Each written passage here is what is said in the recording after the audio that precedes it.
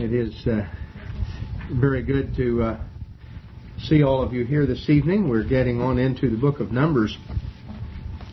The book of Numbers is a book that has special significance for the church. That would strike a lot of people as sort of surprising, because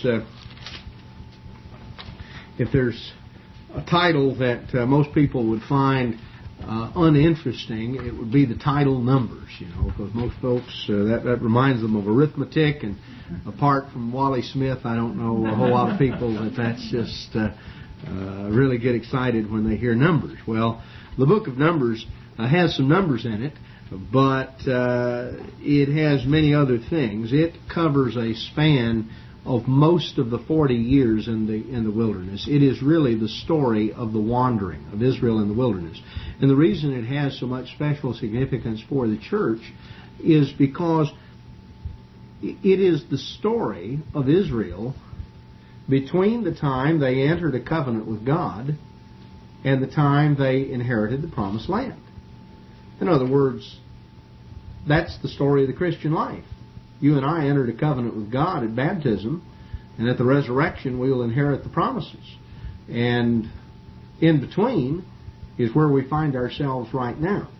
So there is a very important correlation, because Paul, and we've gone through this recently in sermons, but the Apostle Paul in 1 Corinthians chapter 10 makes a special point of emphasizing that the things that happened to Israel in the wilderness were recorded and preserved as examples for us.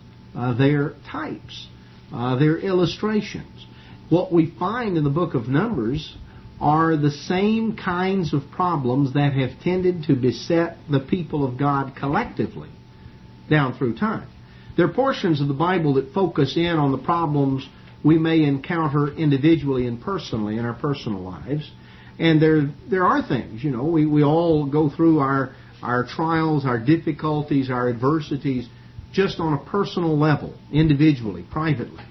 But there are also things that we go through collectively, things that we go through in a corporate sense. And I mean that in the sense of as a body, as a group. And the book of Numbers tells that story. There's a lot of interesting things here during this period. It is certainly, we find in the book of Numbers the emphasis that the people of God can only move forward so long as they trust in God's promises and lean upon His strength. In other words, the just shall live by faith. And the book of Numbers shows why Israel of old did not inherit the promises at the time they could have. Paul draws example from that in the book of Hebrews and talks about the fact that all that came out of Egypt with Moses did not enter in. Why? Well, they didn't enter in because of unbelief. And in Hebrews chapters 2 and 3 and getting on into chapter 4, the Apostle Paul keeps going back, emphasizing that Israel of old did not enter in. They did not enter in because of unbelief. And then he goes on and says that, today, if there's a promise left us of entering into His promises. And he talks about the importance of today, if you'll hear His voice. You see, that is an emphasis, that is something that we all our lives must focus upon. Numbers is the record of Israel's lack of faith, and because of that unbelief, they were unable to fulfill the calling that God had given them when they came out of Egypt.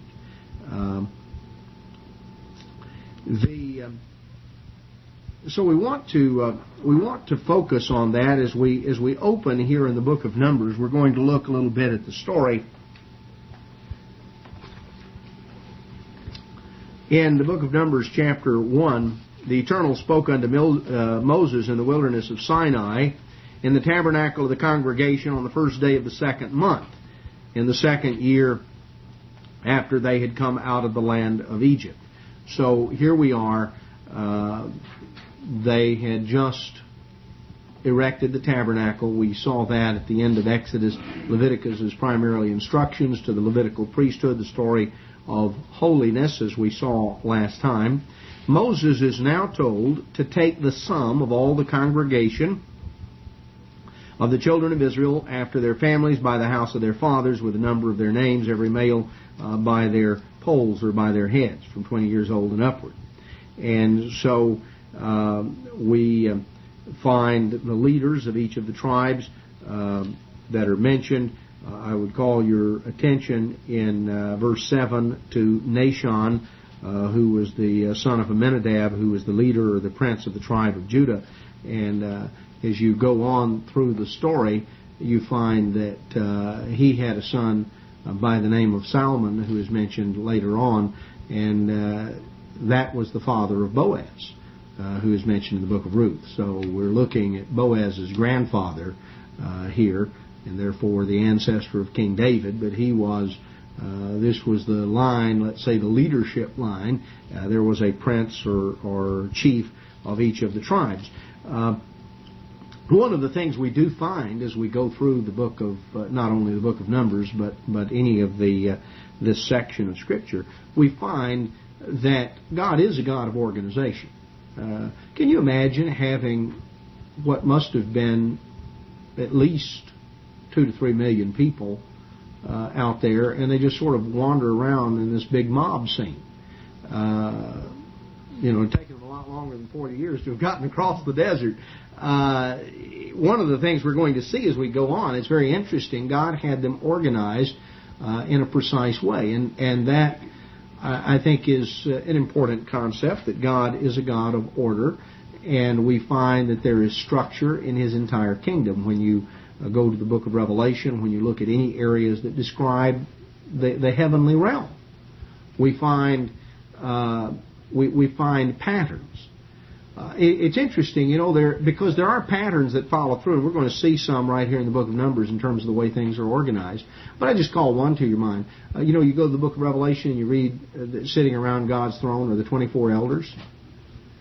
You realize later when David organized the priests, he organized them into 24 courses, and there were 24 priests who were the chief of the houses of their fathers. They were organized into 24 groups, 24 courses of the priests, accompanied by 24 courses of Levites. The 24 elders, we're not given all the details, but undoubtedly there are perhaps, there's a structure. There are 24 courses, if you want to use that term, in the angelic realm. There are 24 elders, 24 angelic beings that occupy a very high position around the throne of God, and you read of that. There is a structure, there is a parallel. In fact, what we will find as we look at the book of Numbers in terms of what God built in to the nation, we will find that it is a pattern of what we read in the book of Revelation with the structure of God's government for eternity. We'll come on down. I'll show you that. It goes through here the organization of it, and then they assembled and they took the count, and we have the numbers of the tribes. Judah was the largest of the tribes, almost 75,000 men, 74,600 of the men. That's in verse 27. We come on through in chapter 1, and it gives all of this number. The Levites, verse 47, weren't numbered among them. They were to be organized differently. Now, we're told, verse 51, when the tabernacle sets forward, the Levite shall take it down. When the tabernacle is to be pitched, the Levite shall set it up. The stranger that comes near shall be put to death. The children of Israel shall pitch their tents, every man by his own camp, every man by his own standard throughout their hosts. The Levite shall pitch around about the tabernacle of testimony, that there be no wrath upon the congregation of the children of Israel. The Levite shall keep the charge of the tabernacle of testimony. Now, you see, the whole nation had the opportunity to become a nation of priests when the covenant at Sinai was proposed. But if you remember the story, they didn't even last 6 weeks. They made the golden calf, and in the aftermath of that, the Levites were set aside. And as we're going to see here, the Levites took the place of the firstborn. Now, this was the Levitical priesthood. The Levites actually took the place of the firstborn. And we will see that here in just a matter of moments. That is the setup as we come on down here in chapters in chapter 4, where we go through the Levites. And anyway, what we find here in chapter 2. See, God had the tabernacle set. The Levites camped around the tabernacle. Now, He said they were to pitch their camp. They were to pitch their tents by their own camp, by their own standard. You know, we had a whole lot fewer people to organize. For a number of years, I was the camp captain in Big Sandy for the Feast of Tabernacles, and we had upwards 5,000-6,000 people camped on the grounds. We had more than that, sometimes 10,000 attending the feast, but we had upwards of 6,000 camped in the piney woods. Now, can you imagine if everybody just sort of showed up and pitched a tent wherever he felt the urge to pitch a tent? You had thousands of tents out there and campers and everything else. Well, you can't do that. You can have God's the God of order. So before people ever showed up, we had a lot number assigned to them. They knew we had the campground laid out with streets and lot numbers, and we first organized it by church areas. I would go up there ahead of time, months ahead, would get the registration list, would go through, would organize the thing out by church areas. We had captains of 1,000, captains of 100, captains of 50, captains of 10. We just used the pattern. You know, it was real sort of didn't have to invent a new system. Just look at the one God gave and say, well, you know, if it was good enough for the camp of Israel. So you had a structure to where we had a city of 5,000 or 6,000 people that literally occurred overnight. And yet we were organized. We had a structure to take care of everything from sanitation and cleaning the bathhouses and trash disposal and somebody to help out on different things. Well, God instructed him here. The tabernacle was in the midst. The Levites were right around it. The children of Israel were camped in a square around. There were 3 tribes on the north, 3 on the east, 3 on the south, 3 on the west.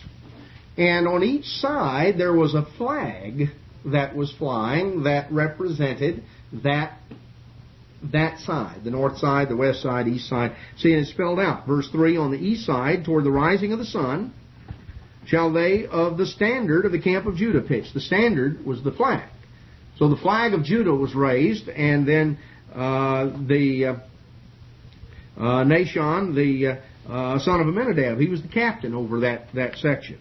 And the ones that pitched next to them were Issachar, verse 5, and Zebulun. They were all on the east. And then on the south side, moving right around, verse 10, the standard of the camp of Reuben, according to their armies. And their flag was flying. And then verse 12, Simeon, and verse 14, Gad were there with them on the south side, 3 tribes on the south. Then on the west side, verse 18, the standard of the camp of Ephraim. And then we find in verse 20 that Manasseh, and verse 22, Benjamin were camped there on the west side with him. And then verse 25, the standard of the camp of Dan will be on the north side. So their flag was flying on the north. And Asher, verse 27, and Naphtali, verse 29, were there on the north side. Now,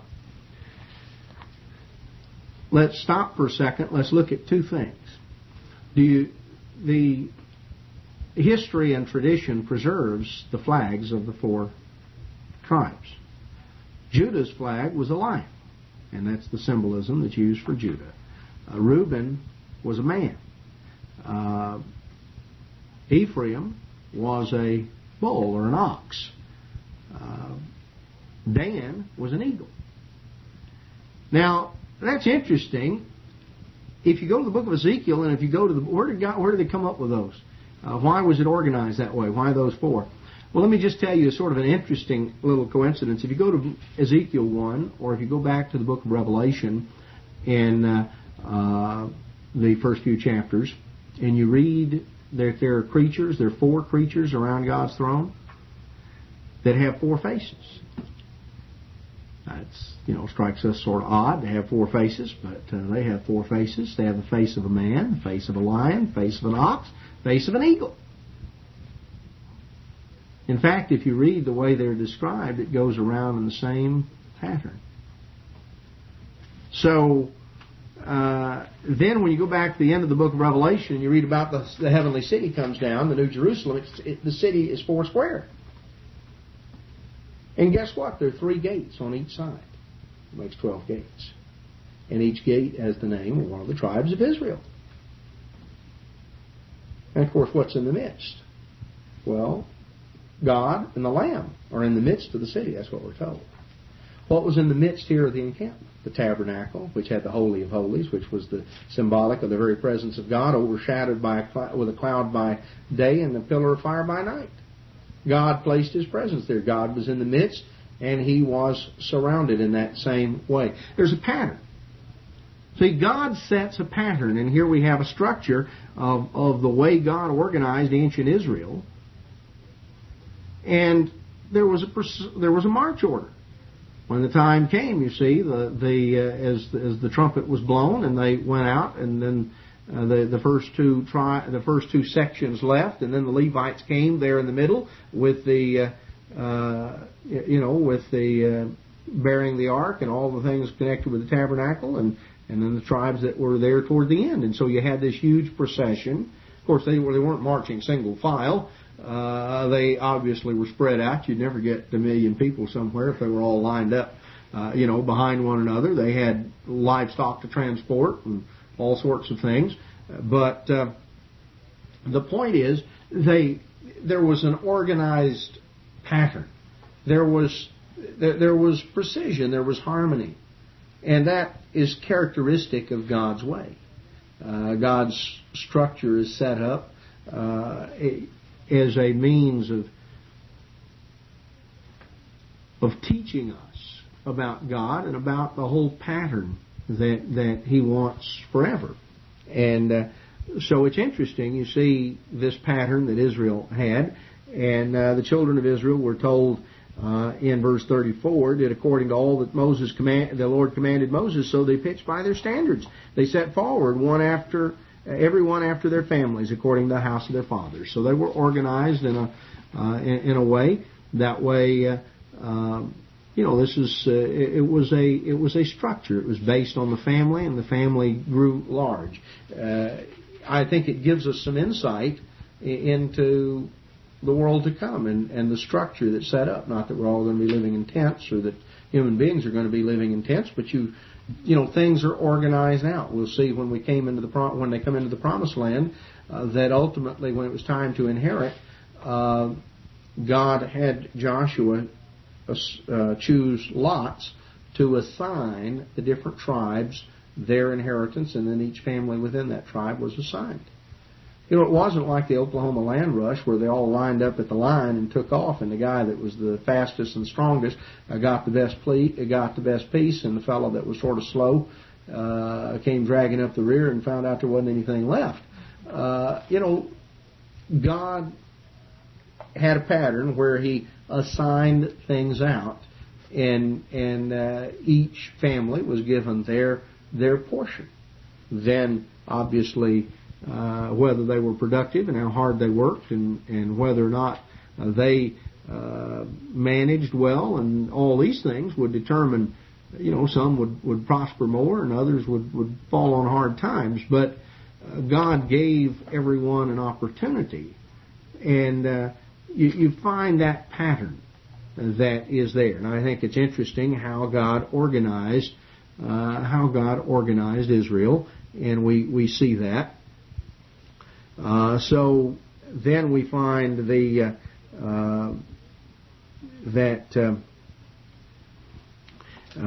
what God told Moses here in chapter 3, that in verse 6, bring the tribe of Levi near, present them before Aaron the priest, that they may minister unto him. They shall keep his charge, and the charge of the whole congregation before the tabernacle of the congregation, to do the service of the tabernacle. And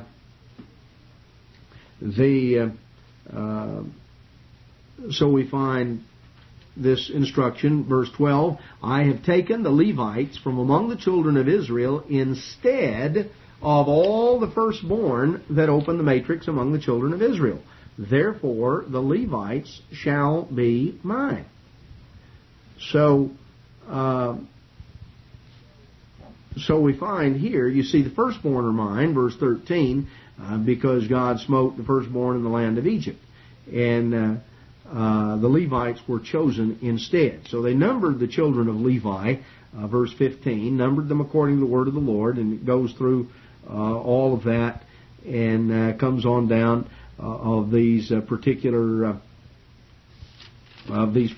sons, and it gives all of the details. And we're told that the number of Levites, verse 39, was 22,000. Then God told Moses in verse 40, number the firstborn of the males of the children of Israel from a month old and upward. And so they numbered those, and they found that there were, verse 43, 22,373. So then, take the Levites instead of all the firstborn. This is what we're told in verse 45. And then this 273 in excess, mentioned in verse 46, they were to be redeemed at the cost of 5 shekels a head, and the money was to be given to Aaron and to his sons. And so this was carried out. Now we find organizing here the Levites in terms of their function by their families spelled out in chapter 4, where we go through each of the individual groups. What we find is that 30 years of age was the age of full service. Chapter 4, verse 3, from 30 years old and upward, even until 50 years old, all that enter into the host to do the work in the tabernacle of the congregation. There was a lot of physical work in terms of in the wilderness of transporting and carrying these various articles of furniture, the whole process of sacrificing, which was, being a butcher. I mean, you were slaughtering animals, you were skinning them, you were separating out the pieces and the portions of it. You were, heaving chunks of meat up on the altar. You were doing various things. There was a lot of physical work that was involved. What we find is that the Levites began, other scriptures show that they functioned in an apprentice capacity beginning at 25, had entered into full service, as it brings out here at age 30, functioned that way up until 50. Now, after age 50, other scriptures show that the Levites functioned also as judges and as teachers and various things. I think the impression is that after age 50, they were not involved so much in the physical aspect of the things that put an emphasis on physical stamina and strength. And if you ever tried to dress out a young ox, you would realize that you're looking at something that's a pretty physical job. They're heavy. You're talking about taking several men to try to heave something like that around. You're splitting it up. You are separating off the head, and you're skinning it out. You're taking the skin and doing one thing. You're doing all these various things. So you're looking at a lot of hard work just from a physical standpoint. And so anyway, the structure is given here, and it goes through and talks about the way in which the ark and all of these things were transported. They were covered with certain coverings.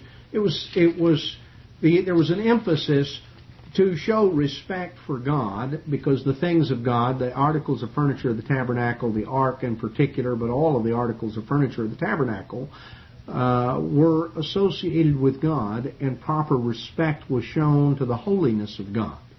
All of these ceremonies were to impress upon them the fact that this matter of reverence and respect to be shown toward God. And where God has placed His presence, the tabernacle and the things there, the holy place, the Holy of Holies, they were to be deeply impressed, to not treat cheaply and casually that which pertains to God, matter of reverence.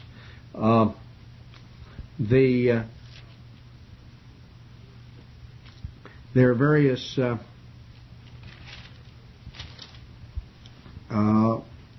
matters as we go through. Chapter 6 deals with the question of the Nazarites. The Nazarites were individuals, men or women who separated themselves, verse 2 of chapter 6, to vow a vow of a Nazarite, to separate themselves unto the Lord. So it was a special vow of dedication. It could last for various lengths of time. We read in the Scriptures of several individuals, three that come to mind right off, who were Nazarites from their mother's womb. Samson was a Nazarite, or he was dedicated to be a Nazarite from his mother's womb. Samuel was a Nazarite from his mother's womb. John the Baptist was a Nazarite from his mother's womb.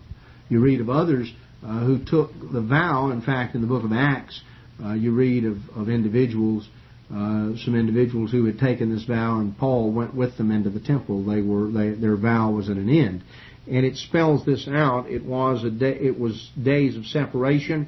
Chapter 6, verse 3. They were not to drink wine or strong drink, nor anything that came, you see, from grapes. They're not to eat grapes, not to eat raisins, not to use vinegar from wine, not to use wine or strong drink. That was nothing came from the grapes, verse 4, from the kernels to the husk. So they were separated from that. Verse 5, no razor was to come upon their head during the days of their separation. Their hair grew without being cut. And verse 6, they were not to touch a dead body. All the days, verse 8, of the separation, he's holy to the Lord. And then it goes through as to how, at the end of this time of separation, he comes to the tabernacle. The Nazarite brought a particular offering. His hair and his beard was shaved. That was presented as an offering. That's mentioned down in verse 18. And then particular sacrifice. And this is the law of the Nazarite. Now, Jesus Christ was not a Nazarite. John the Baptist was. Christ was called a Nazarene. That has to do with the city of Nazareth where he lived, but it has no connection with the word Nazarite. They're just similar sounding words in English, but this was a particular vow. Generally, people would take it upon themselves for a period of 60 days, 90 days, 6 months, a year, something of that sort. It was a temporary thing that had to do with being set aside for special service to God. And then it was, it was concluded. Interesting, just the closing here. This is chapter 20 or verse 22. The Lord spoke to Moses, saying, "Speak to Aaron and to his sons, saying, On this wise you shall bless the children of Israel." The priests were given a blessing that they were to use. There is not a functioning Levitical priesthood among the Jews today. There has not been since the temple was destroyed. But the priests, there are many among the Jews who are recognized as priests. The word Cohen is the Hebrew word for priest. everywhere you read Aaron the priest, it's just Aaron HaKohen, Aaron the Kohen. Any Jew whose name is Cohen, and it can be spelled various ways, because remember, they didn't use the vowels, they used the consonants, K-H-N in Hebrew. So C-O-H-E-N or K-U-H-N, a variety of ways, Cohen, Kuhn, Cohen, various ways that it's spelled. But they are recognized as priests. They are recognized as they are a Cohen. They have preserved that name of setting them aside, because their name in Hebrew, if somebody's name is Samuel Cohen, that just means Samuel the priest. And in an Orthodox synagogue, any Cohen who is present, a male Kohen, if he is present, is called upon. This is one of the 2 or 3 things left that they have done since the temple has been destroyed. But if a Kohen is present, then at the conclusion of the service, he comes forward and recites this blessing. He's the only one, only a Kohen can recite that there in the synagogue. This was the blessing by which the priests, Aaron and his sons, all priests descend from Aaron. The Levites included the whole tribe, but all of the priests were descendants of Aaron. So it started out, you see, only Aaron and his sons. So the number of priests were very small. As the generations went by, the number of priests grew in multitude.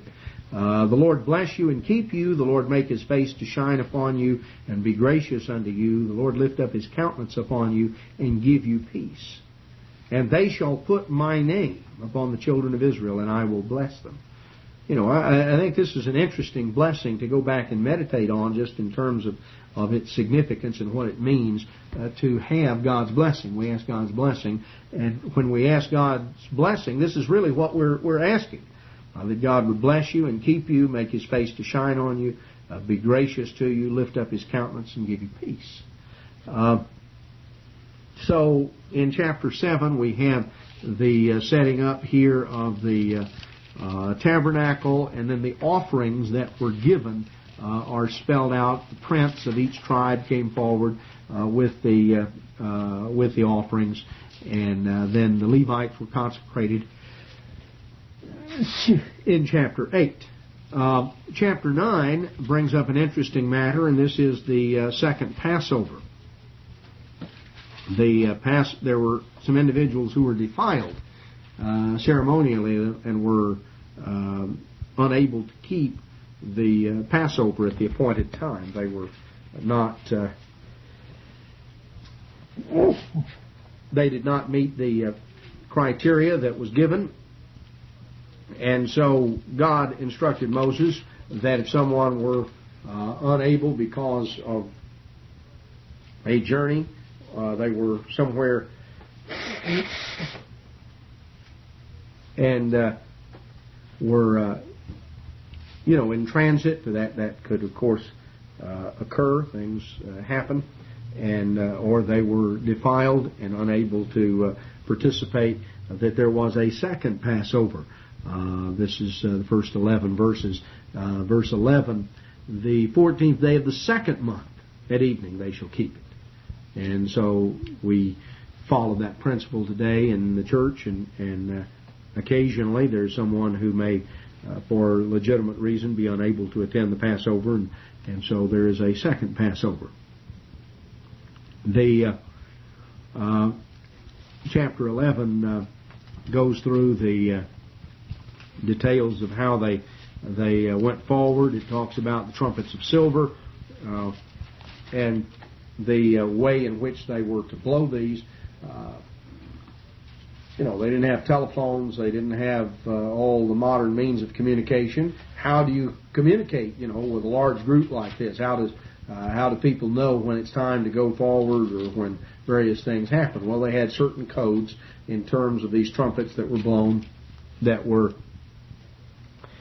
used for the calling of an assembly, and they were to blow an alarm, and the sons of Aaron. Also, verse 10, also in the days of your gladness and in your solemn days, in the beginning of your months, you shall blow with the trumpets over your burnt offerings.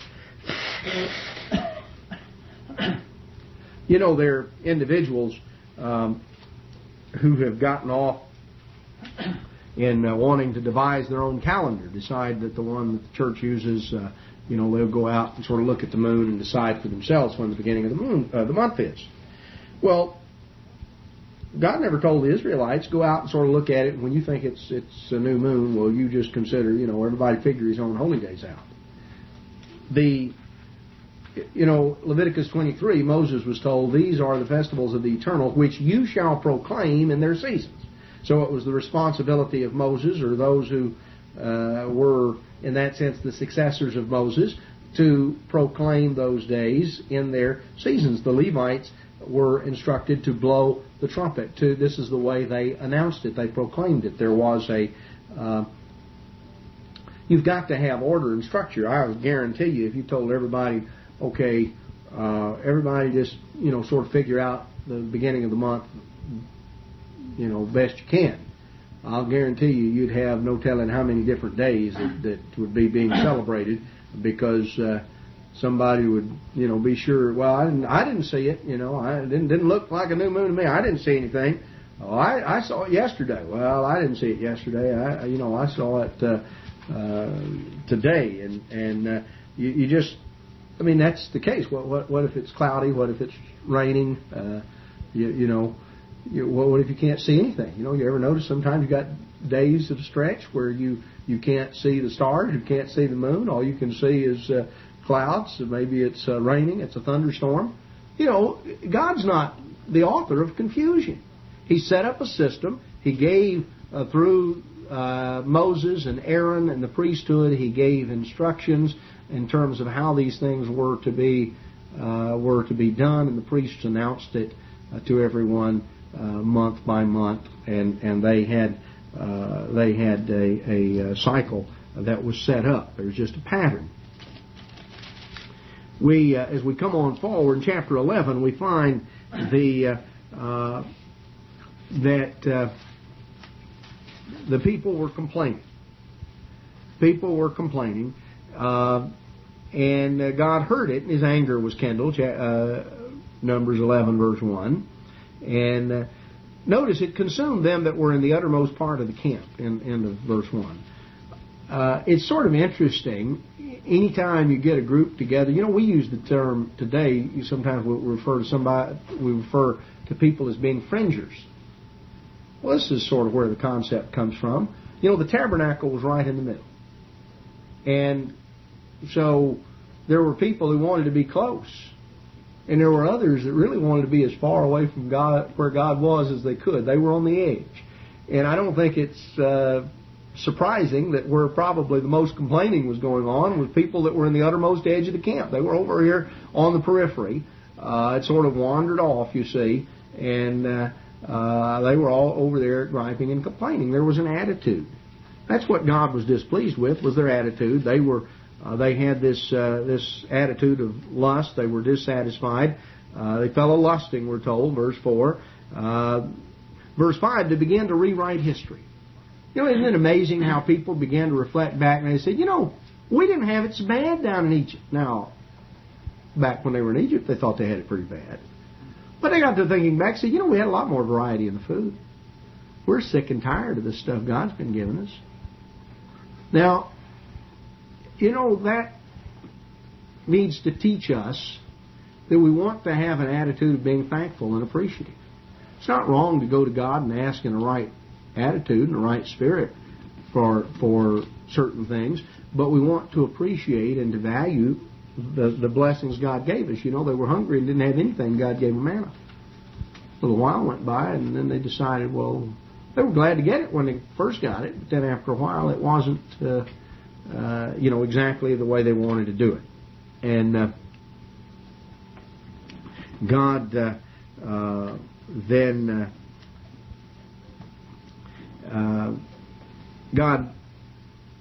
Moses went to God and said, verse 11 of chapter 11, Moses said unto the Lord, wherefore have you afflicted your servant? what have I not found favor in your sight that you lay the burden of all this people upon me? Moses was at his wit's end. He said, I obviously have really done something that has displeased you, God. I'm not sure what it was, but I wouldn't be, you wouldn't lay all this on me if I hadn't really, whatever it is, let me know. I'd like to straighten it out. And Moses was sort of at his wit's end, and God told Moses to gather 70 of the elders of Israel, and he poured out or gave his spirit to them, and they were able, therefore, to give Moses more assistance. Now, in chapter 12, we have the case of Miriam and Aaron trying to stir up problems. They were jealous. Human nature has not changed. They were jealous of Moses. They were jealous of his stature among the people. And they felt like, well, who's Moses? He's our little brother. So it's hard to look up to little brother. Miriam said, well, I remember when you were just a little baby, and I used to take care of you, and I changed your diapers, and I watched you when you were out in the little basket floating on the Nile. And Aaron, of course, was 2 or 3 years older than Moses.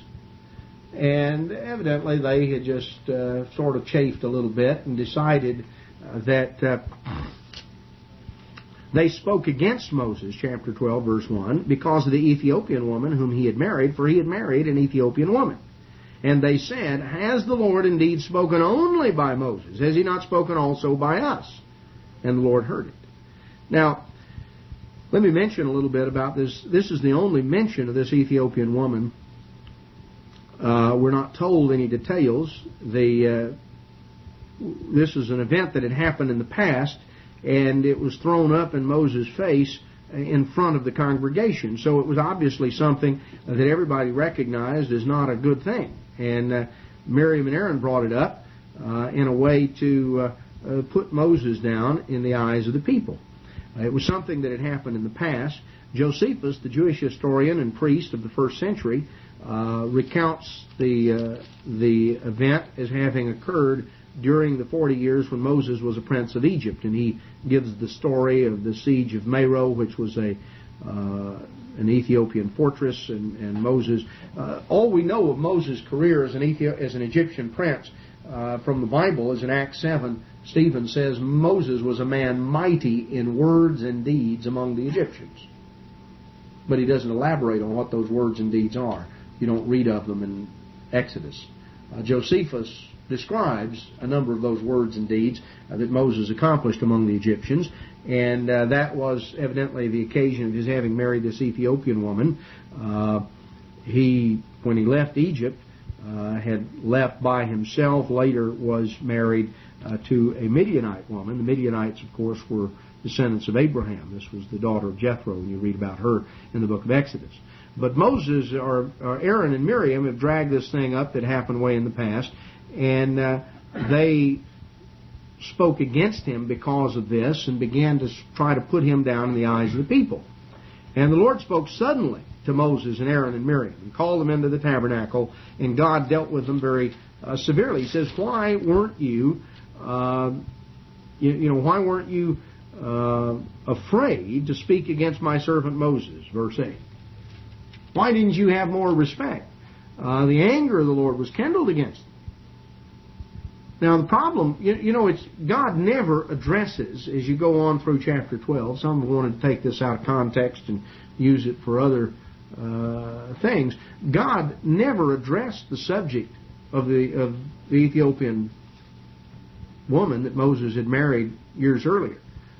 He did not say it was a good thing. He didn't defend it. He didn't make any comment about that. That wasn't the issue in God's mind. Miriam and Aaron were looking for something that they could embarrass Moses with in the eyes of the people, sort of put him down. It's sort of isn't it an amazing fact of human nature? People think if they can put somebody else down, somehow that raises them up. If they can embarrass someone, it's like, well, that sort of makes me a little better. Well, God saw an attitude, and He dealt with that attitude. There was a lack of respect toward Moses, whom God had chosen, in trying to embarrass and humiliate him in front of the people to sort of put him down. And in reality, you see, God took it personally. Why weren't you afraid to speak against my sermon?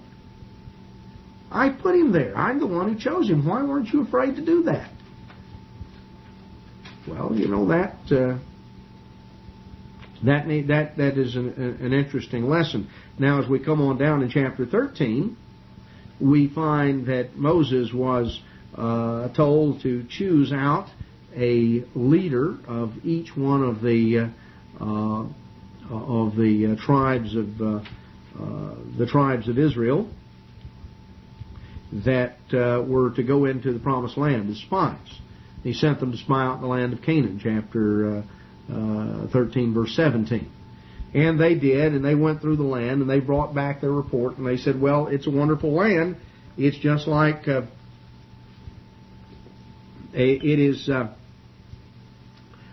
just like God said, except there are giants in the land. Oh, you know, they brought back fruit, and the cluster of grapes was so heavy it took 2 of them to carry it. It is a land flowing with milk and honey, but there are obstacles. You know, God calls us to inherit a great blessing.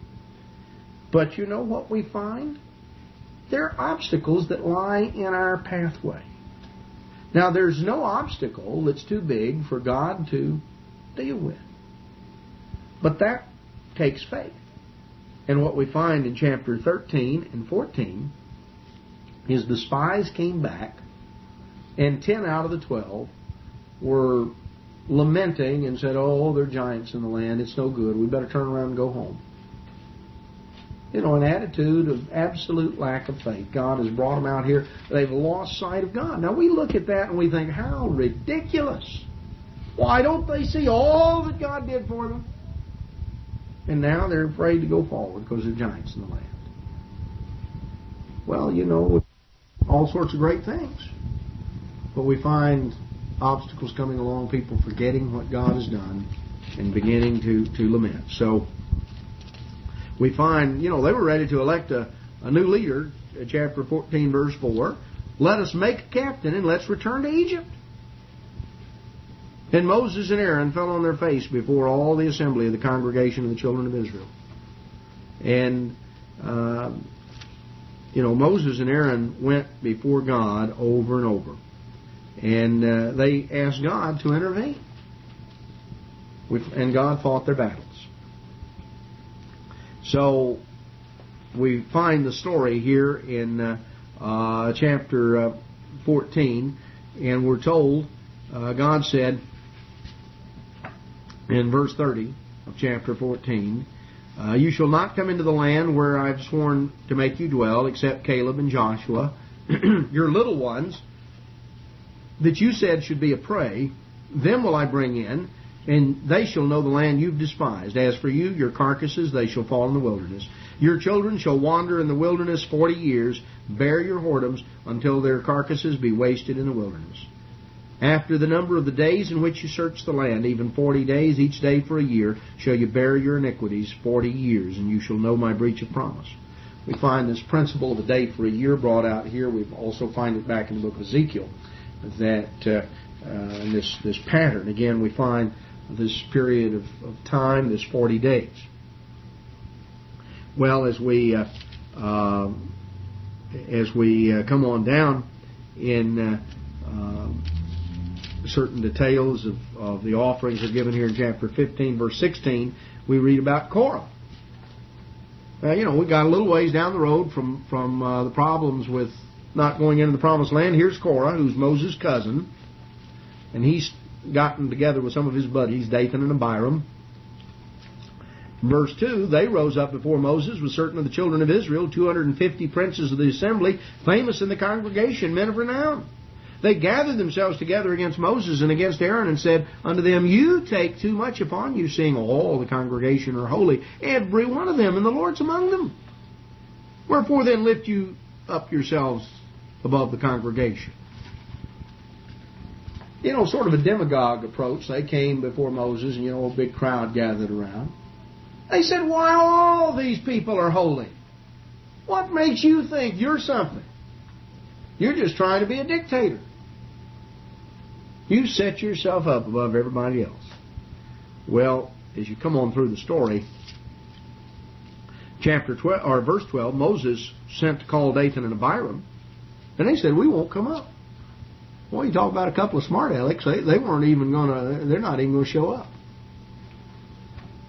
You know, is it a small thing? Verse 13, you brought us out of a land that flowed with milk and honey to kill us in the wilderness, except now you make yourself a prince over us.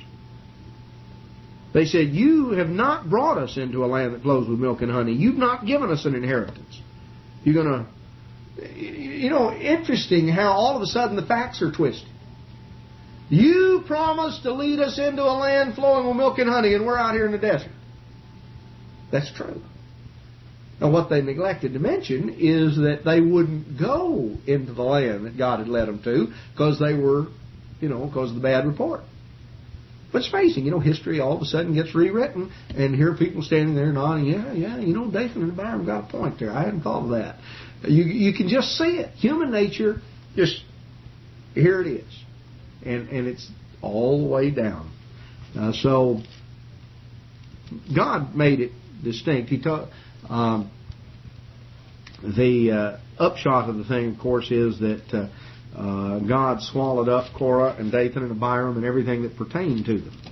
And they went down into the pit, verse 33. So, as we come on down the story, verse 41, on the morrow, all the congregation of the children of Israel murmured against Moses and against Aaron and said, "You killed God's people. You sure were hard on those poor folks.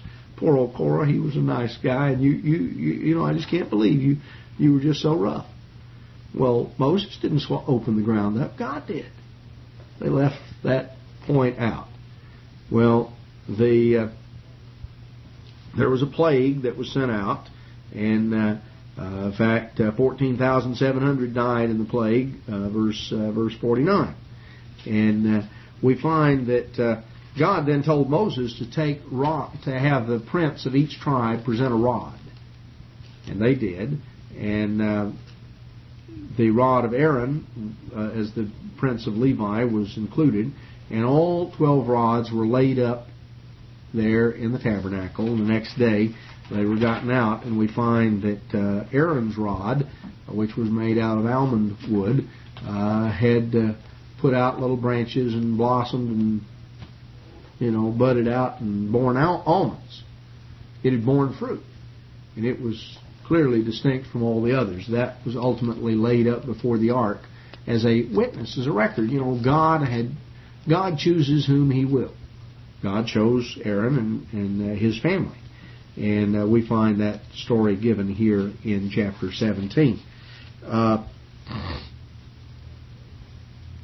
Chapter 18, God told Aaron, "You and your sons, your father's house with you," verse 1, "shall bear the iniquity of the sanctuary, and you and your sons shall bear the iniquity of your priesthood." And it goes on down what they were to do, and that they were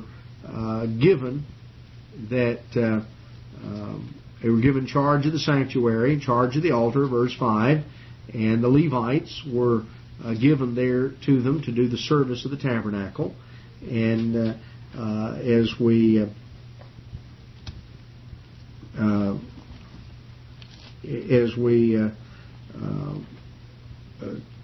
come on down here in chapter 18, in verse 21, it brings out, "I have given the children of Levi all the tenth in Israel for an inheritance, for their service."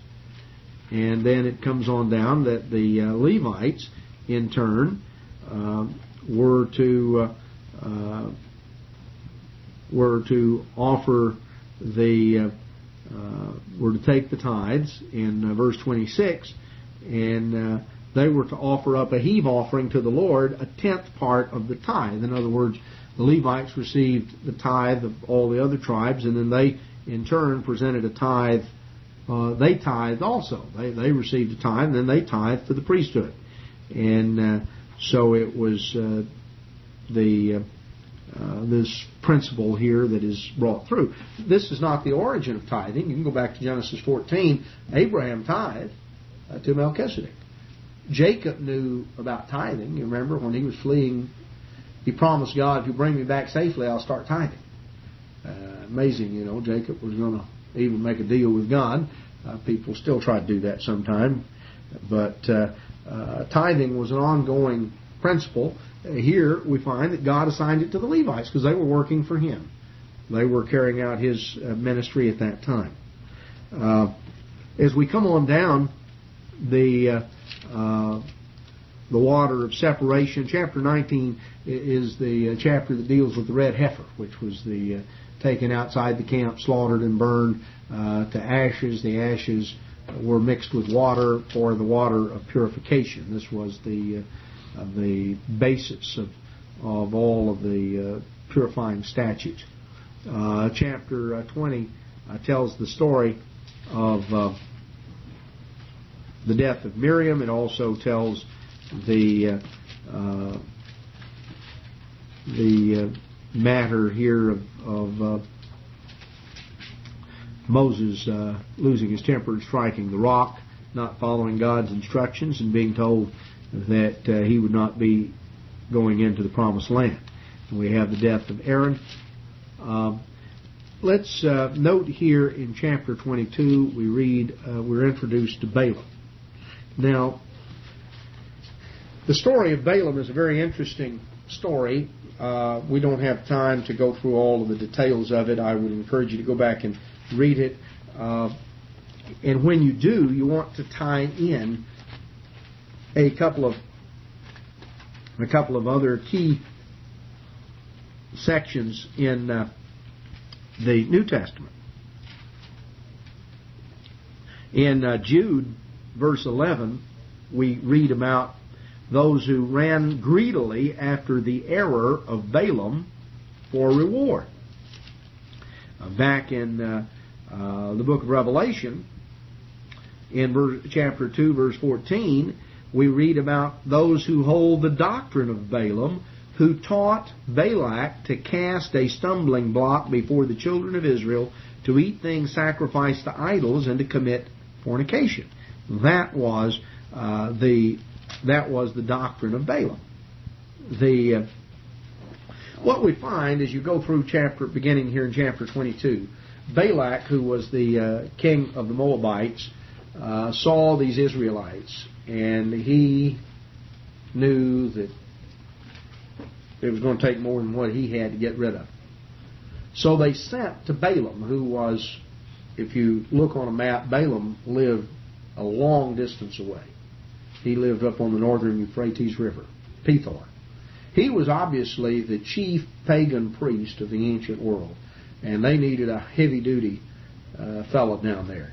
So they sent presents. Balak loaded up he sent some emissaries up there with presents for Balaam. Balaam wanted to come. We're told that Balaam loved the wages of unrighteousness. See, Balaam wanted to come. God told Balaam not to.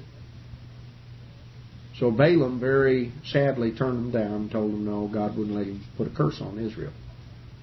So Balak decided, knowing Balaam, Balak decided they must not have offered him enough money. So he loaded up some more prestigious individuals, sent them back up there with a bigger offering, bigger money. Boy, Balaam's eyes lit up. He really wanted to go. And he knew that God didn't want him to go. God finally told him, he said, well, you can do what you want to. Boy, you can just see old Balaam's face lighten up. You know, God lets people do that today. God makes plain what He wants us to do, and then sometimes, people keep, well, I sure like to do that. And God says, well, you can do what you want to.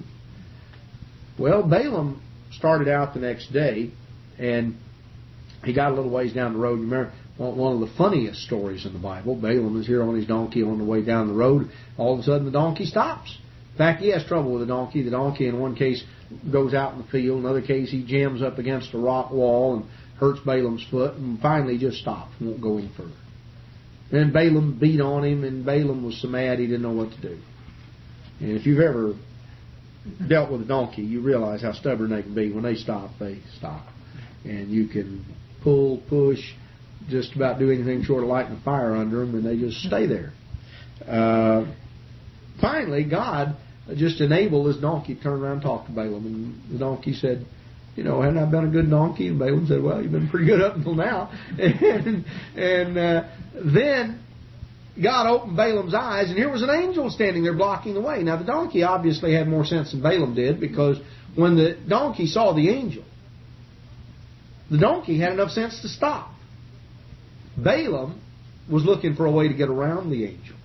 In fact, the angel told Balaam, said, it's a good thing for you the donkey stopped. I got a sword here. If you'd come any closer, I'd have lopped your head off. But Balaam kept looking for a way. So God said, all right, you can go. Balaam got down there. He wasn't allowed to pronounce a curse. Finally, Balaam came up with an idea. It's most succinctly stated in Revelation 2. He taught Balak to cast a stumbling block. Balaam recognized that the only way he could bring Israel under a curse was, he said, there is a way we could get God to curse them. Have a party. Have the girls, invite them on down. Israel became involved in idolatry and fornication. They just had a real orgy down there. And the idea was, of course, that this would entice them into sin. And the doctrine of Balaam, there are those who are willing to do anything for a price. You see, they have run greedily after the error of Balaam. There are others, the doctrine of Balaam has to do with enticement into enticing the people of God into things that are in violation of God's way, into compromise with the world. Idolatry, immorality, with fornication either in the literal physical sense or in the spiritual sense. A blending in, a loss of their identity as a separate and holy people of God. Just, becoming part of the world. And that's a serious matter. And God devotes several chapters here to the matter of Balaam, and here over a period of several chapters, and finally you read the story that God sent a plague, and one of Aaron's grandsons, Phinehas, was a zealous individual. In fact, there was things were so blatant. In chapter 25, verse 6, that one of the children of Israel came and brought unto his brethren a Midianitish woman in the sight of Moses, in the sight of the congregation. This guy was just so absolutely blatant with it. Nobody was going to tell him what to do. Phinehas, Aaron's grandson, was so stirred up, he went and grabbed a javelin and went running into the tent and just skewered them right to the ground. And the plague was stayed.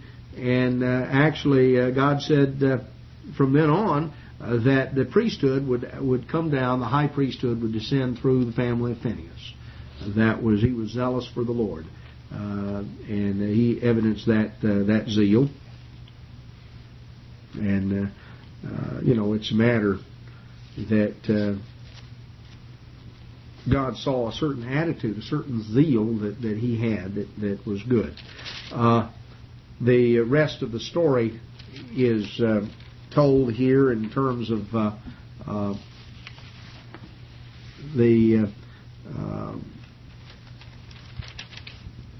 in terms of the matter of Balaam. We have the question of inheritance brought up in chapter 27.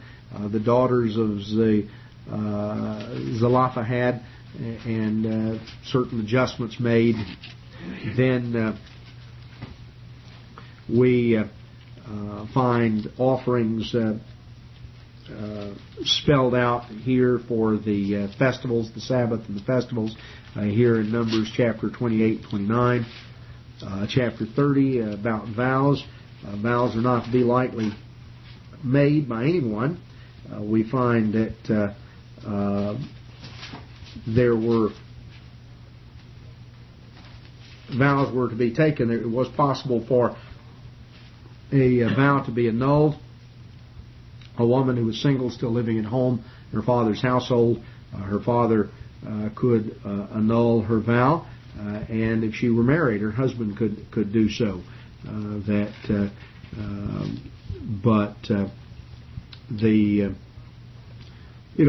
vows are not to be lightly made, and it was. I think that is something that we see here, the emphasis that is placed on the sanctity. You make a promise, and God expects us to follow through. We have more details here in terms of the Balaam is slaughtered here with the Midianites. We have the story here in chapter 31, and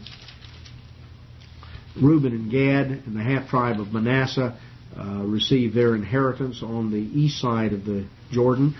Chapter 32, that is, that's brought out. And the one thing we might note here in chapter 33 that helps answer the question of the distinction between the Passover and the night to be observed, we're told in Numbers 33, verse 3, the children of Israel departed from Ramses on the first month, on the 15th day of the first month, on the morrow after the Passover. The children of Israel went out with a high hand in the sight of all the Egyptians. Now, that is lined out. Other scriptures show how that back in Deuteronomy 16:1 brings out that God brought them forth out of Egypt by night. Well, if He brought them out by night, He brought them out on the 15th, and He brought them out on the morrow after the Passover, then the Passover had to be on the night of the 14th, because at the night of the 15th when they came out, and it was the day after the Passover, then the night of the 14th was the Passover. So these things, line themselves up here. As we come on down, chapter 35, we find the setup. The Levites were given 48 cities. I think it's sort of interesting. The Levites, the Levites were the ones that administered the judicial system. 35:7, the Levites were given 48 cities with their suburbs. I think it's sort of interesting. The United States, the continental United States, there were 48 states, 48 administrative areas, if you will, that in the continental inheritance, the sea to sea that God gave our people. Sort of just a little interesting parallel. Ancient Israel was divided up into 48 areas, or administrative areas, if you want to look at it that way. Each city of each one of these Levitical cities being the spot where the Levites were set up to judge those areas. The cities of refuge were set apart here in chapter 35, certain Levitical cities. And we find, as we look here and compare the beginning of Numbers and the beginning of Deuteronomy, there was a period of just short of 39 years it's covered. We're right down. Deuteronomy 1 brings us to the 40th year in the 11th month. This is Deuteronomy 1:3. And we found that so they're right down to the end of the 40th year, just short of the 40th anniversary. And Numbers began just a little over a year after, about a year and a month after the Exodus, or actually about a year and 2 weeks after the Exodus that is recorded back there. So you've got just approximately 39 years, almost 39 years. The whole story of Israel in the wilderness is given in the book of Numbers. We've had a chance just sort of to do a survey, but hopefully if you've not had opportunity to go back and study the book of Numbers yourself, this will prompt you to be able to go back through there and to get from it some of the lessons that God would have us have today. So with that, we will be concluded on the book of Numbers, and I'll pass out study questions for next time, which will be the book of Deuteronomy.